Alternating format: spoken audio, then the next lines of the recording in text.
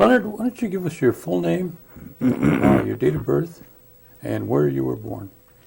Okay, my date of birth is April 10th, 1935. I was born in Oneida. I was the last one to be born at home. And after me, my younger sisters and brothers were born in the hospital. Where's the location of that home? Oh, it was a log house off Ray Road, and it's torn down now, and there's another new house up there. You know whose house that is? Yeah, I think it belongs to,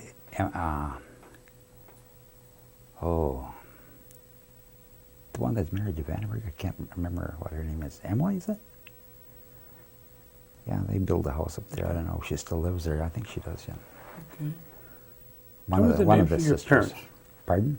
The names of your parents. Oh, Anderson W. Cornelius. There's two Anderson Corneliuses. Anderson W. And my mother's name was, her maiden name was Lillian Wheelock. And her father's name was Mason Wheelock.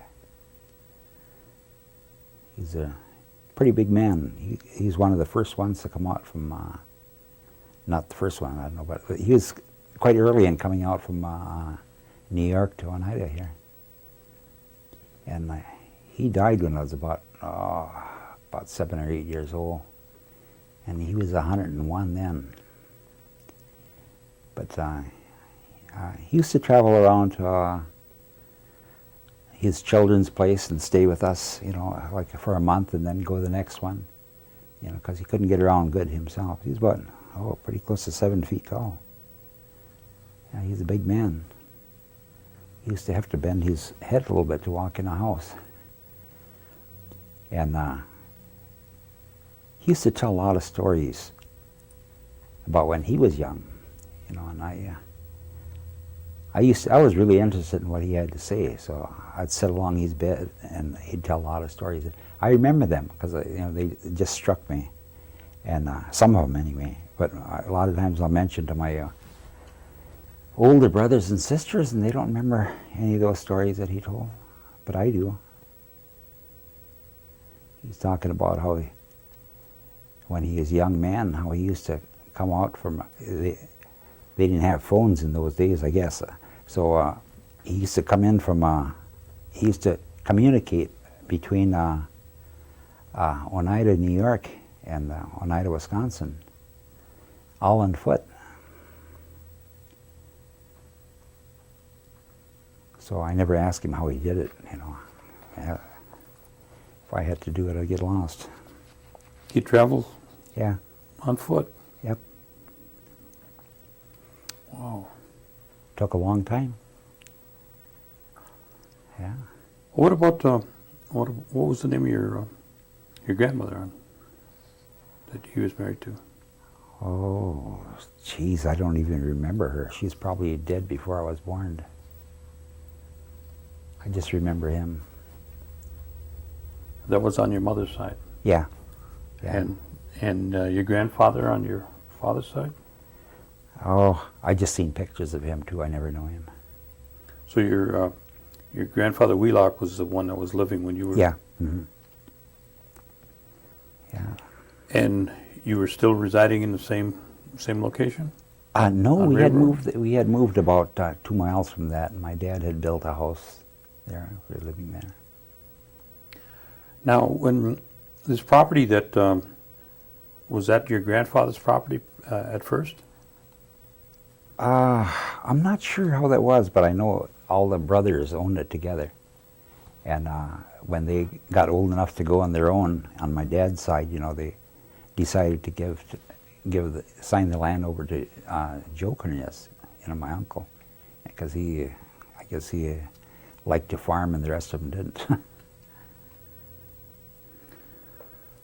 Now, tell me the names of your brothers and sisters.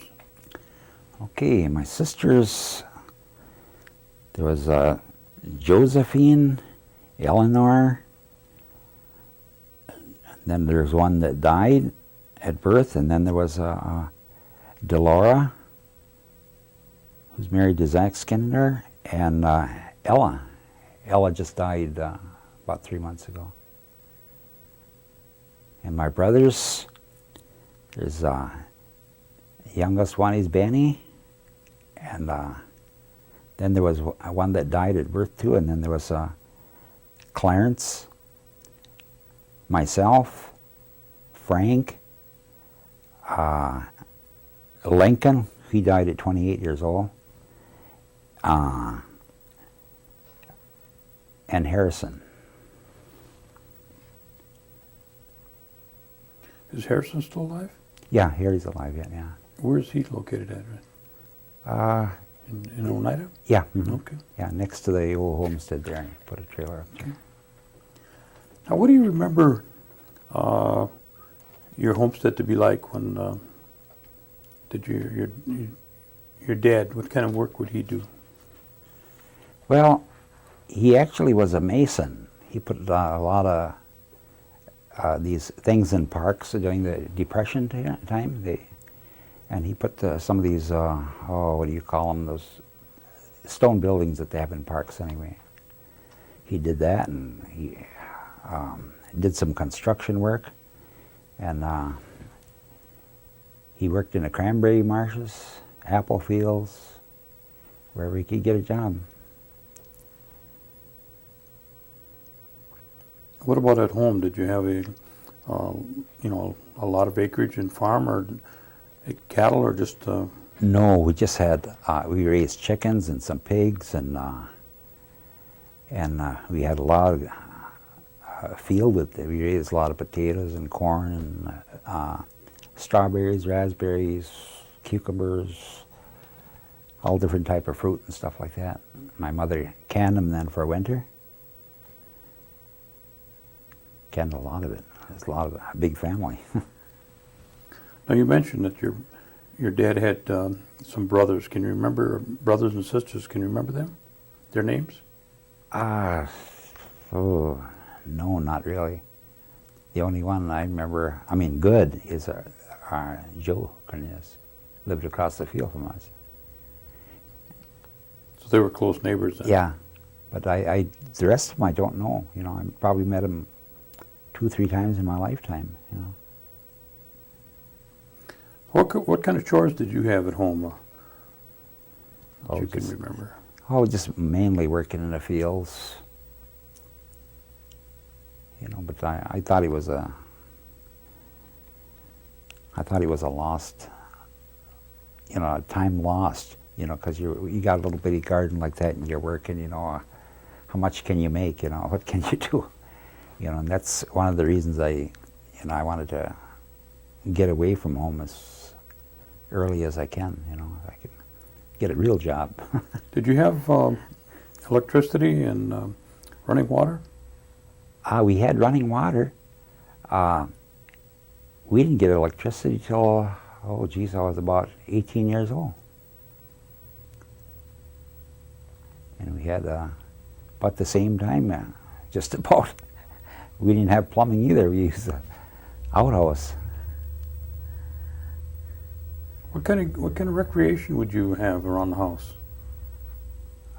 Most of it was, we really pretty poor, so most of it, the toys we made ourselves.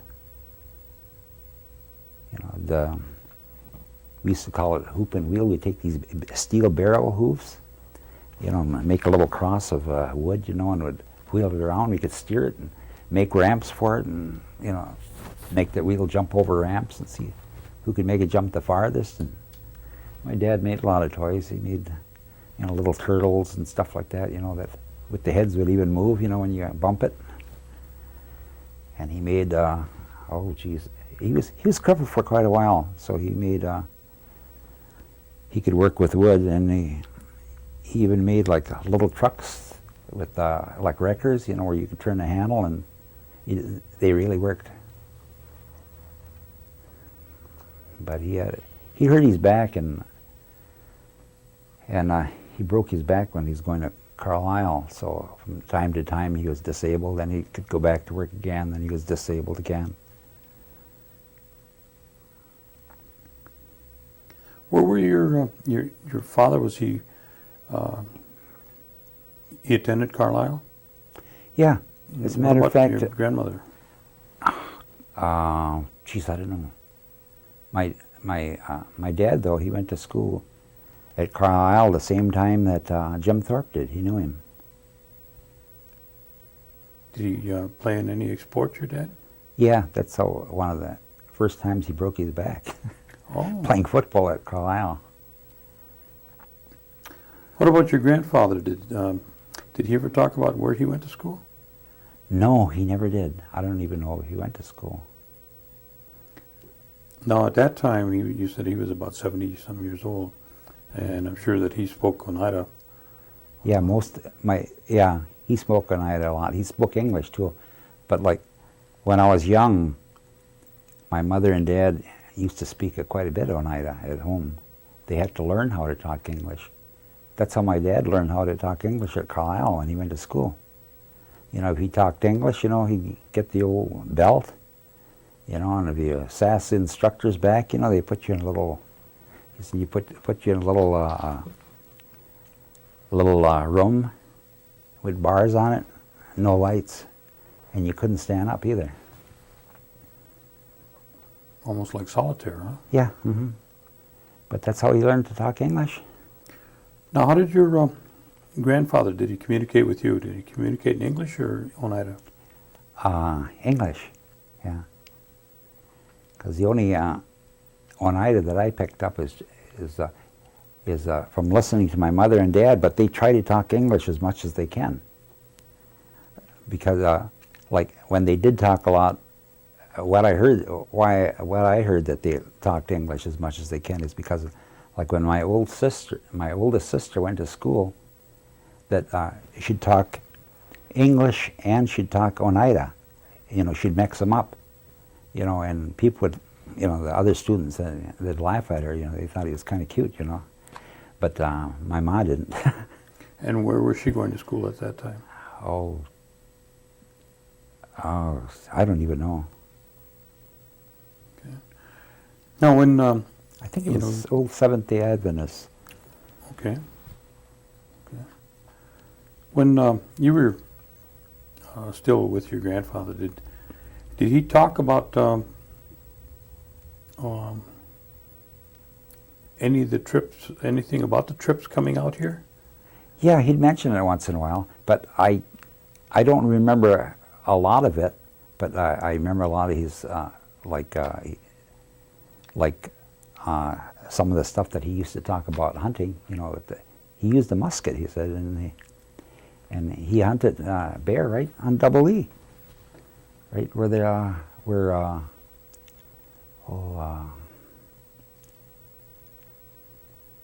that'll be west of Ray Road on Double E. He said everything used to be woods around there. He said there's the bears there. He said they come and eat the blackberries. He said one time he was hunting and he shot the bear in the side, and the bear went crazy, like, you know, he started pulling up all the kind of weeds and stuff, and then he took some of this mud. There's a like swampy area back there. He took some of this mud and he shoved it in his side, and he took off. That's one of the bear stories. He told me other bear stories too, you know. That was one of them. Did he ever talk to you about any kind of herbs or medicines? No, not my grandpa, but my mother and dad. Yeah, when we were real young, we used to, they showed us different herbs to pick, you know, what they look like and all that. And I used to go out and pick them when I was young, but if I had to go out there now, I wouldn't know what to look for, you know. What about any of the, they used to have ceremonies, some of them belonged to different organizations, and they'd have various ceremonies. Did your grandfather ever talk about that? No. Or your mom and dad? No. Did you ever hear of anybody talking about those? Yeah, but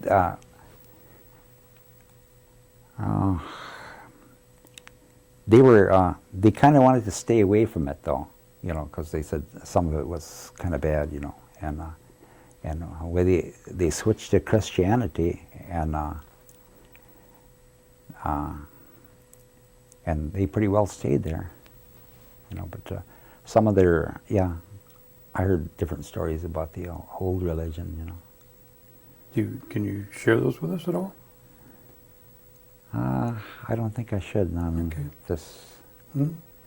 Not in. Not on the Not on tape. camera. Yeah. Not on tape.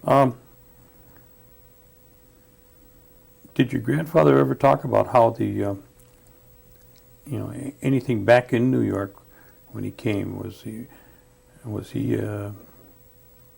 any involvement in the government back there, or what things that were going on back in New York? I really don't know, but I imagine he was. Otherwise, he wouldn't be communicating, you know, back and forth. You know, he'd say he'd bring the news from New York. Now, at that time, would he be considered a Christian, or would he be considered following the old ways, or both? Probably both. And what about your parents? Did they go to church? Oh yeah, yeah. Which church did they attend? Oneida Methodist. Okay. What about any songs? Did any of your parents or your grandfather sing any songs? Oh, all the time, yeah. Like when my sister and brother had died at birth, you know, at that time they used to have funerals, wakes, right in the house. They'd bring the bodies in. And they used to sing all night. People would come from all over and it'd be just Oneida songs all night long. They'd stop a little while and have like coffee, you know, and sandwiches and stuff like that, you know. And then they'd go on. It would be an all-night thing.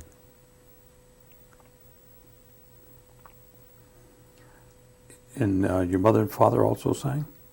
Yeah. Oh yeah, yeah. Is that what got you started? Well, I really don't know. I just heard it so much, I guess, you know. And then when I got out of the Marines, I moved back to. I couldn't get a job out here, you know. I checked so many different little towns out around here, you know, and you know, like Kakana and De Pere and Green Bay, and I made it an 8-hour thing looking for work. And it seemed like just nobody wanted to hire me. Pretty hard for the Oneidas to get jobs, you know, then, you know. And then I moved to Milwaukee. I was there, the second day I was there, I got a job. And I worked with Allen Bradley Company. They make all kinds of electronic components. And I worked there for a little over 32 years. Mainly as a machinist. Bench hand and sheet metal, assembly, I did a lot of it. But the last 20 years I just ran mainly machines. Did they train you for machinist there, or did you just pick that up on your own? Well, I guess I knew quite a bit about machines before I went, and then at that time, a lot of your machinists didn't go to school to be machinists.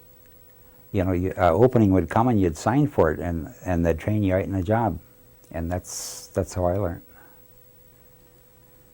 Let's go back to when you started school then. Where did you start school, your first? It was a Seventh-day Adventist. And I went there, 1 or 2 years, and then 2 years. Then I went to Elm Hill Public School.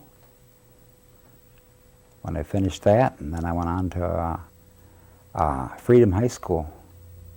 Finished that, and then I went to Haskell Institute in Lawrence, Kansas.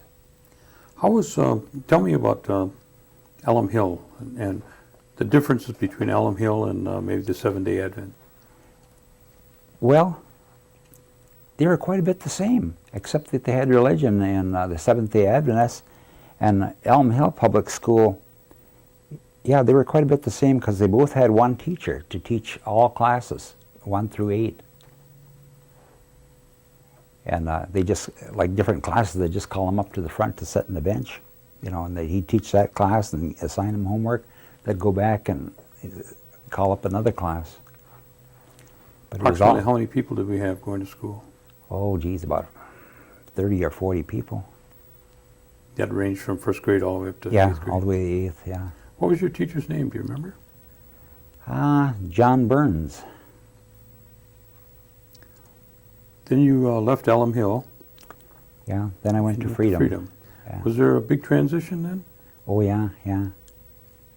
What? Yeah. There was, Tell me about that. well, like Elm Hill, you know, you don't have to worry about going in the wrong room to class. All the classes were in one room. In Freedom, sometimes I'd go to the wrong class at the wrong time. And I thought that was a big school, Freedom, but according to today's schools, it's not that big. Did you participate in any sports throughout school? Yeah, I went out for track and football. What about any other hobbies in school? Well, I played in the band. Yeah, I played the baritone horn there. So when the other guys took a little break at halftime, I had to go in the stands and play. Oh, you played They took football the- plus the Yeah, band, huh? yeah. I see. Go up in the stand and my instrument was waiting for me. How was the high school? Was it some pretty good? Yeah, I think Freedom was a good school, yeah. Was there very many Indians going to high school then? Oh, I'd say in this, about 20 in a whole school, I think, something like that. And what years were those? Let's see, I finished in 55, so it'll be 55, 54, 53, 52. Went there. Then where did you go after you finished from Freedom? I went to Haskell Institute, and I wanted to take up power plant operations. I signed up for, but the first 2 weeks, our books didn't come in. So I was a young guy. You're restless. You want to do something, you know. So I transferred into masonry, and I took a masonry course instead. And how long were you there? Oh, just 2 years. Yeah, 1 year. 1 year. 1 year. Yeah. And your But masonry work through those?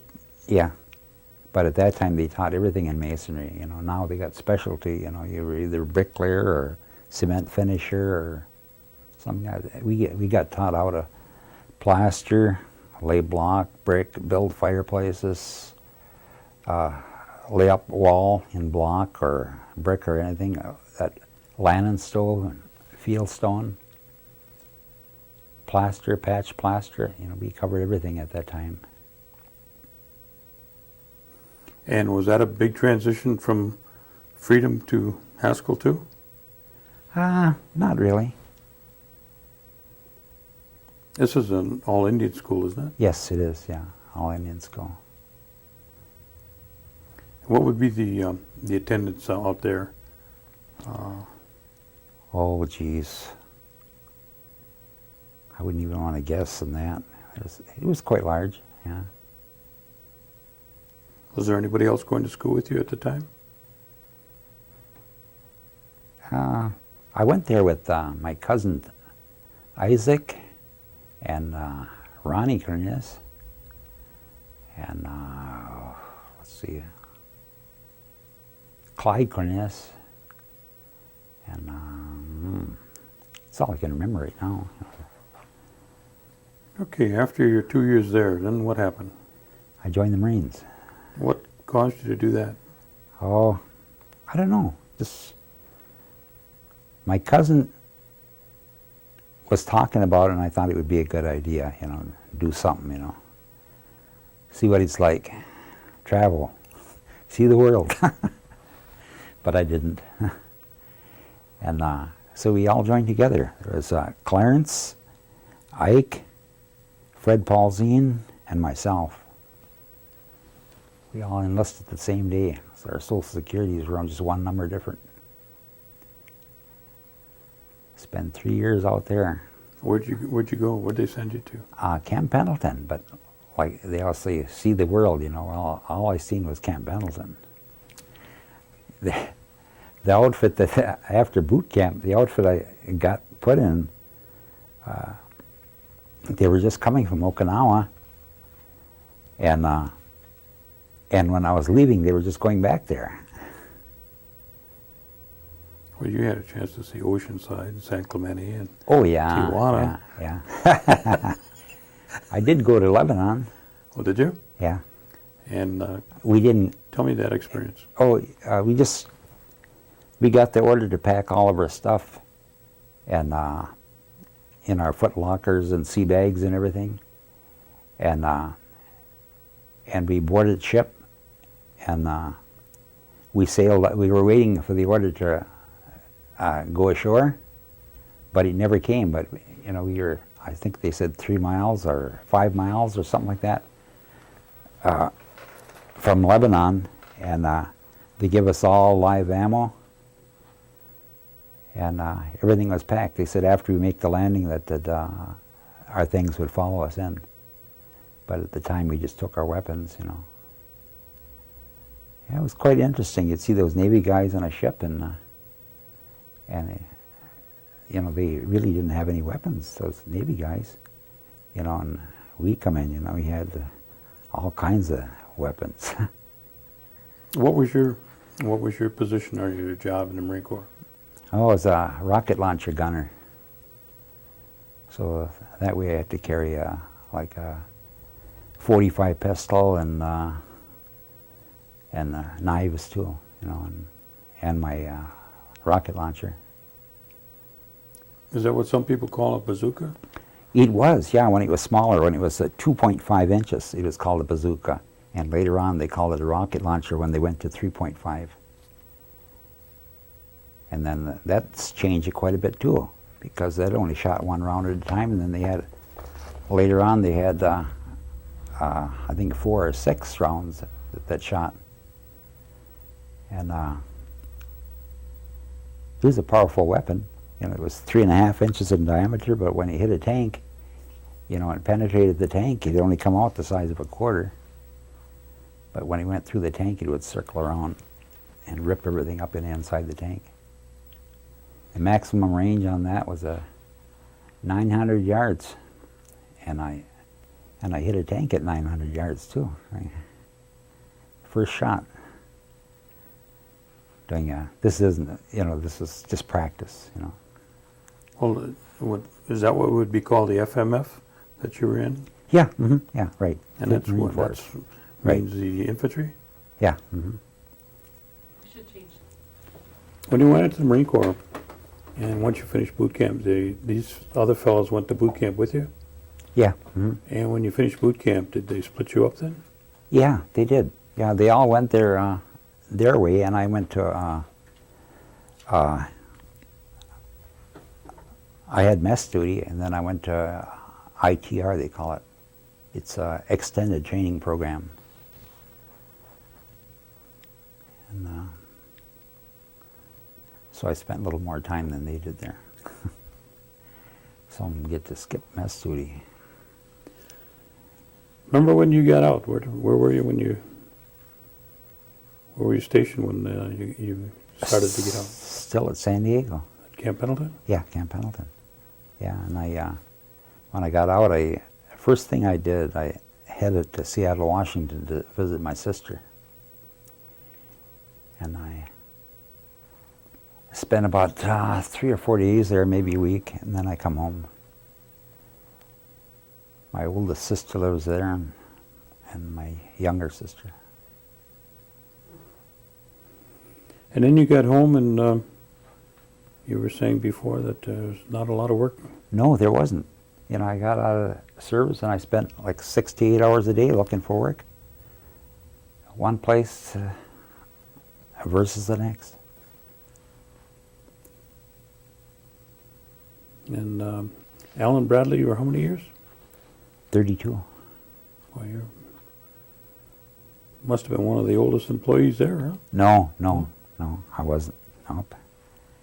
Because there's some guys a little older than me with more seniority than me. They were there a longer period. Is that where you got your training to work in a machine shop? Yeah. Mm-hmm. What machines did you run during that time? Oh, lathe, milling machines, surface grinders, automatic nibblers, turret punch presses, shears. Did I say the milling machine? Yeah. Oh, geez, I can't think of them all. You were all around the Lathe, shop yeah. then. Yeah, I worked on just a lathe for about 8 years. We'd come in, we had 3 lines of lathe machines set up, and he'd come in and he'd assign you to a machine.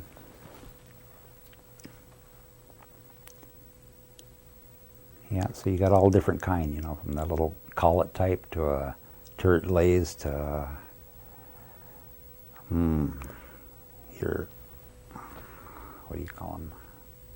Not the turret, but they're just like a turret lathe, but it has a single, the tail stock only has a single thing instead of a Engine lathe? one. Yeah, engine lathe, yeah.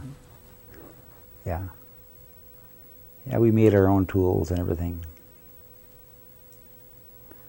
Now you stayed down in Milwaukee during that time?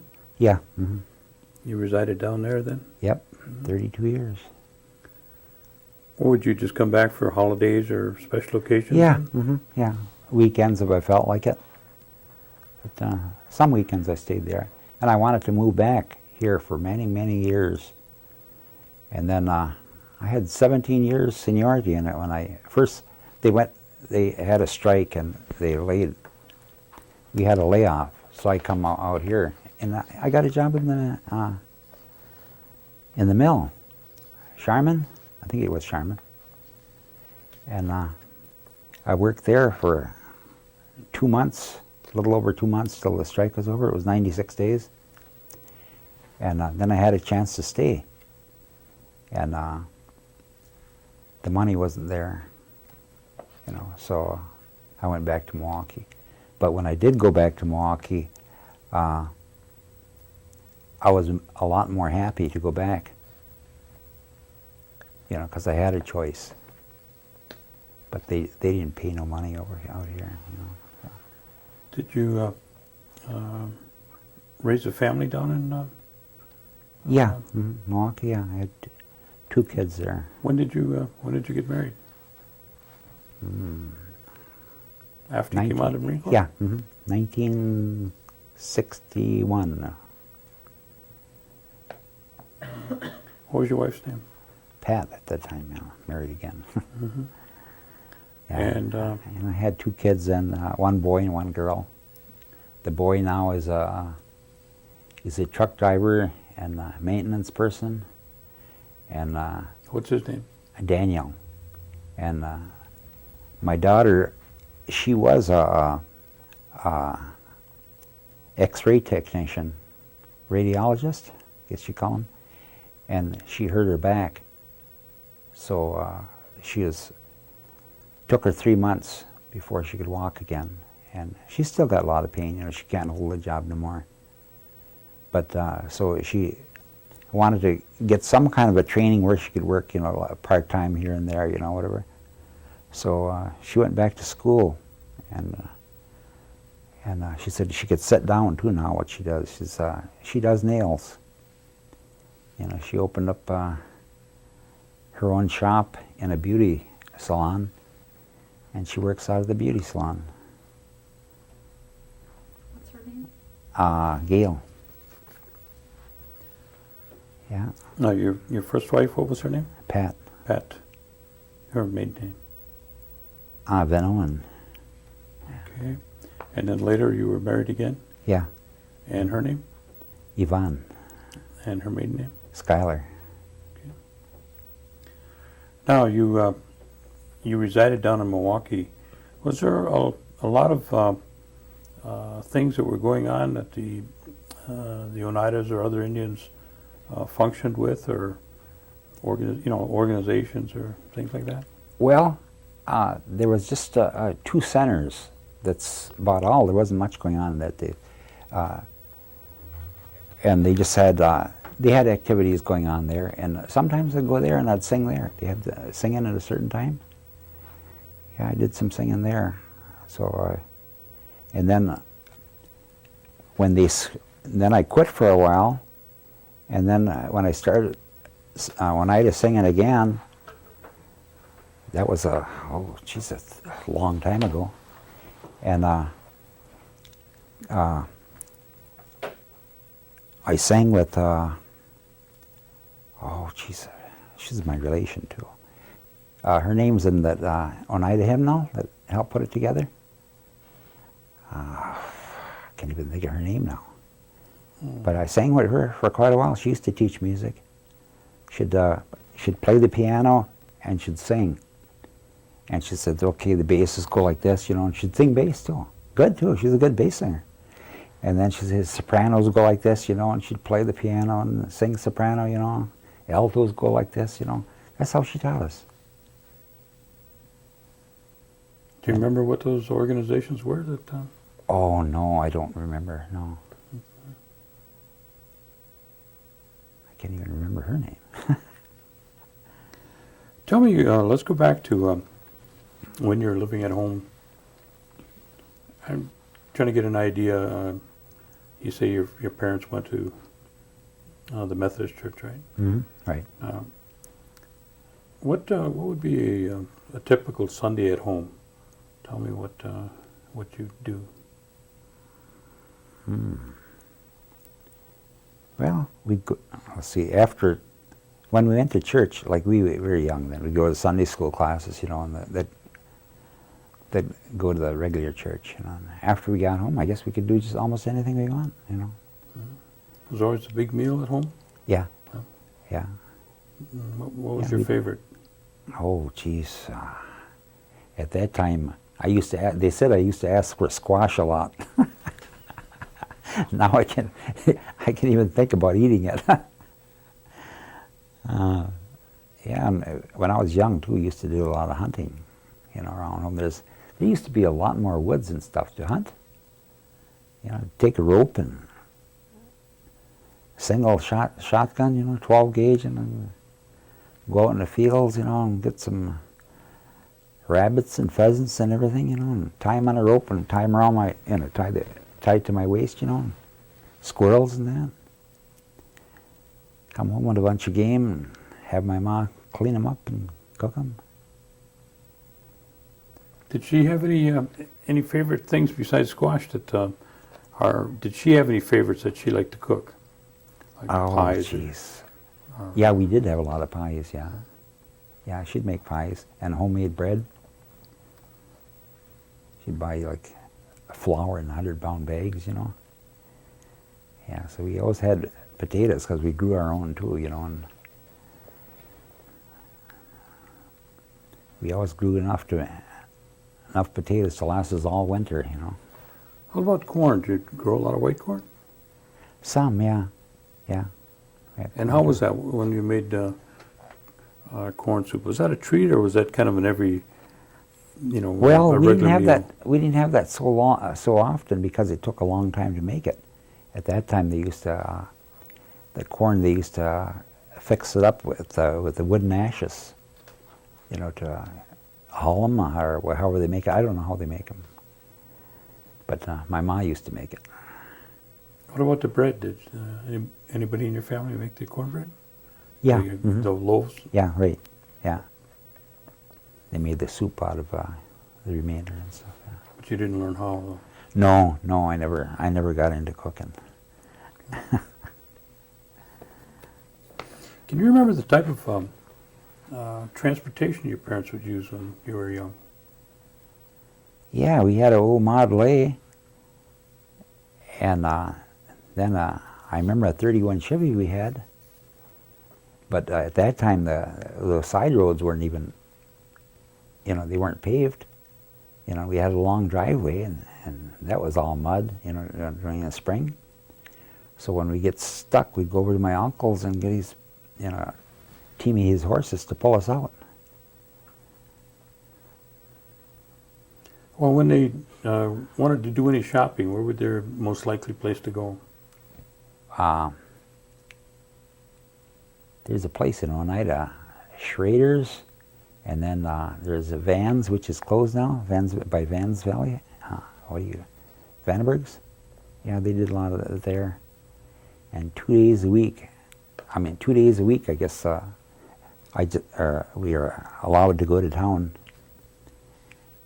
That's what I hear anyway, I don't know. I don't know if that's true or not, but I know we hardly ever went to town. And they said that there's only 2 days a week that the Indians could go into town. So I hardly ever went to town when I was a young kid. Probably about a dozen times in 20 years. That was quite a treat then when you would go into town, Yeah, it was, yeah. I think it was on a Friday or on a Tuesday afternoon or something like that. We could go to town. What about Christmas time? What was the Christmas like? A lot of candy and all kinds of nuts and toys. And who took care of it? Would My parents, yeah. just the parents that would be putting up the decorations and things? Yeah. And would that happen before or after church on Christmas? Oh, geez, I don't remember. Probably after church. What about Huyan? Did anybody ever? Oh, yeah. I remember when they used to come around, and we used to go around too. You know. Yeah, holler Huyan, and we'd get. They'd have. Every house had like a big tub or basin or something full of donuts, homemade donuts. Did anybody like your parents or your grandparents ever tell you how that started, or what was the reason No, behind I that? never heard that. But I know later on, different people would say Hoyan, and when it came to New Year's, because that's the time we used to go out, and people would come over and they say Hoyan, we'd give them something, all the time, and for many years I thought that meant Happy New Year, because that's how people used it. But one time my ma told me, she said, no, it doesn't. She said, it means donut.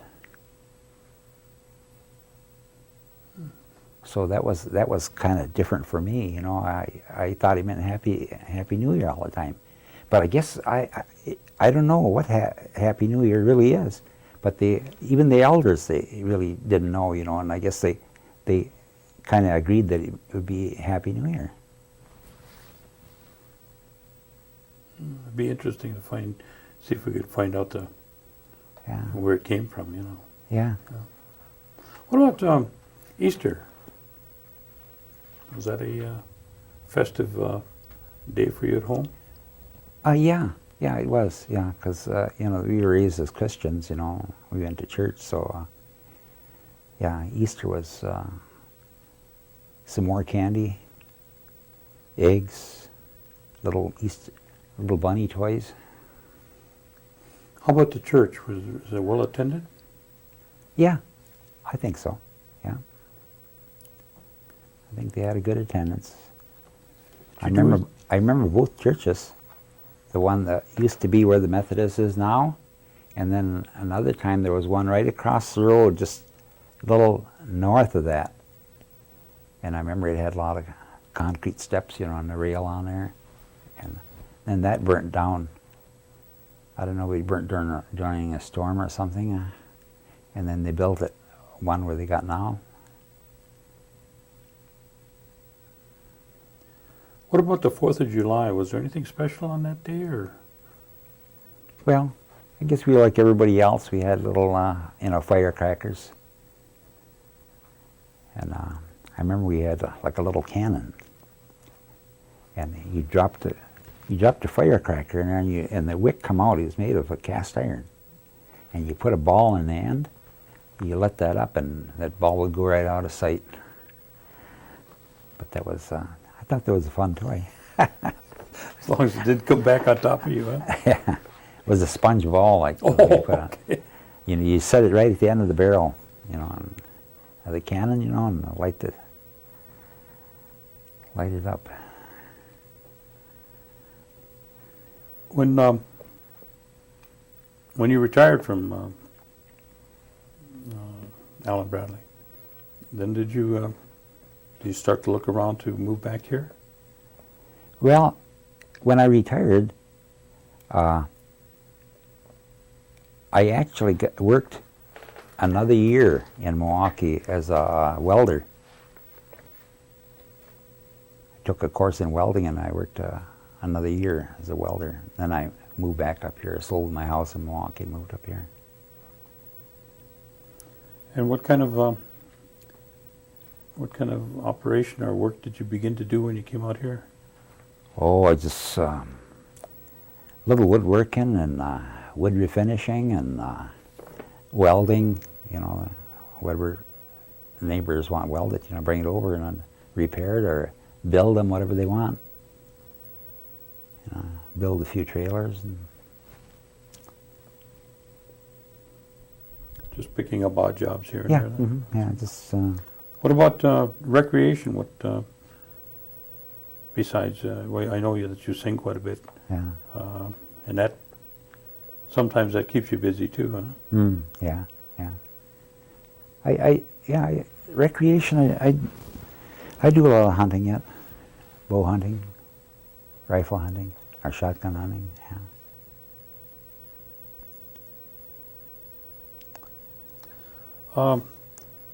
Was your parents or your grandfather ever involved in any of the tribal government operations around here? No, not that I know of. No. They kind of stayed back. We were called. You know, at different times when they moved, when the different groups moved to Wisconsin. The group that come first, I guess, was the Episcopal group, and the next one was the Methodist. You know, and it seemed like the one end kind of stayed separate from the other. It wasn't, you know, they really, I don't know why, but even their language, sometimes how they pronounce Oneida words were a little different. But yeah, they called us the heathens, I think, because we stuck to traditions. The second group that come stuck to traditions a longer period than the Episcopals did. And what did they call you? Heathens. Oh, okay. Yeah, Okay. because we stuck to traditions more, you know, and we didn't do things, we didn't travel or do things as much as the Episcopals did. You know, this people at this end, you know, they kind of stayed home more or less and just did farming and stuff like that. Now, when you talk about this end, explain to me what that. If somebody didn't know or understand what you were talking about. Okay, one end, well, okay, one end would be toward the Oneida way, the Episcopals, and they'd say the other end would be toward south more toward Freedom and the Methodist group. How would you make a distinction between the two? I mean, what? Just because you lived there, or was there other things? I think it's just because you live there. I mean, if you were, let's say you were Cornelius, does that mean that you would live on that end as opposed to the other end? No, you could live any place you want to. It's just Now, when they say down the below, same. what does that mean? Oneida. Towards the Episcopal Church? Yeah. Mm-hmm. Okay. Yeah. Was there any other kind of things that they talked about that, like Chicago Corners? Did you ever hear why it's called Chicago Corners? No. As a matter of fact, I have no idea why they call it Chicago Corners. No, I don't know. Because it's just a store there. That's it. I know one time when Eleanor come out visiting here, her husband come with her from Seattle, Washington, and my brother says, he said, you want to go shopping today? He says, we'll go to Chicago Corners. And so the guy took a bath and he put on his suit and everything else. You know, he really dressed up. We went to Chicago Corners. It was just a little grocery store.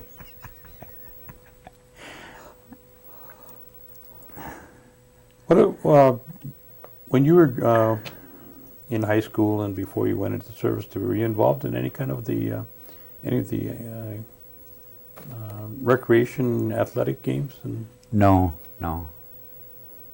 did you continue to play the instrument after you got out of school? Yeah. The last year, when I went to, after high school, I played 4 years there. Then I went to Haskell Institute and I played it there. I played the trombone, the euphonium, the trumpet, and the baritone. And then after, I played in the dance band, the orchestra, the marching band there. And then when I went to, when I was in service, my last year there, I played with the Marine Corps Drum and Bugle. How was that? Was that was pretty good duty? Yeah, as a matter of fact, it was. Yeah, I got out a lot of things. But like when we went on long hikes, though, like, well, I shouldn't say long hikes, it was 20 miles or so, you know. And, you know, we took all our gear, you know, and backpacks and rifles and all that.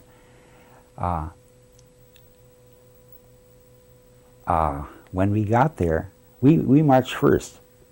Because when we got there then, and they had a truck that brought our instruments in, and then we put our gear down on the ground, and we got our instruments next, and we played while the whole like battalion marched in, you know, and everyone thought that that we got to ride.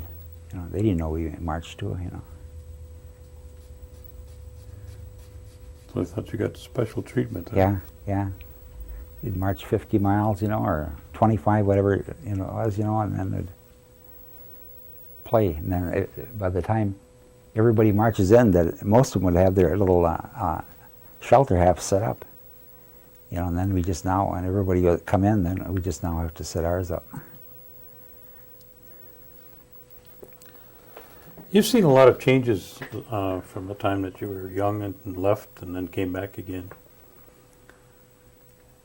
Do you think that the gaming situation has been a plus or minus for the tribe? I think it's been a plus. And can you tell me about it? What some of the things you think about that? Well, one thing why I think it's a plus, it employs so many people that you know, if you really want to work, you know, I think, and you're a good worker, I think, you know, that you can, there's a job out there, you know, versus like it was when I was young. You know, I couldn't get a job. I had to move away.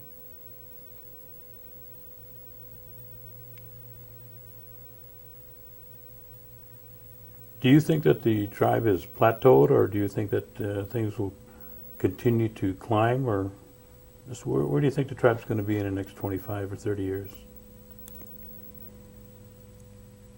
I think it'll continue to build more business. I think they're going to expand into different fields. And what kind of recommendation do you have? As long as we could keep Governor Thompson out. If he's in there, I don't know. That's true. What kind of recommendation would you give to the youth for those next few years to help them?